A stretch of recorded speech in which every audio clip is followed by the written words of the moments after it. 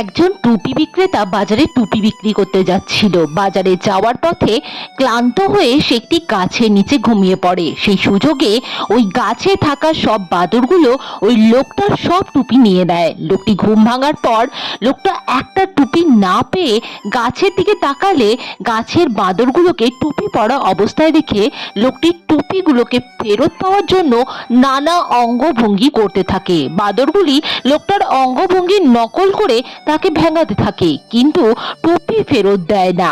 এরপর লোকটার মাথায় একটা বুদ্ধি আসে। সে তার মাথার টুপি খুলে নিচে ফেলে দেয়। সঙ্গে সঙ্গে বাঁদরগুলো লোকটাকে নকল করতে গিয়ে নিজেদের টুপি খুলে নিচে ফেলে দেয়। লোকটা মনের আনন্দে টুপিগুলোকে নিয়ে বাজারে চলে যায়, আর বাঁদরগুলো বোকার মতো তাকিয়ে থাকে লোকটা চলে যাওয়ার দিকে। সেই জন্য বলে, বুদ্ধি দিয়ে যে কোনো কঠিন কাজ সহজভাবে করা যায়।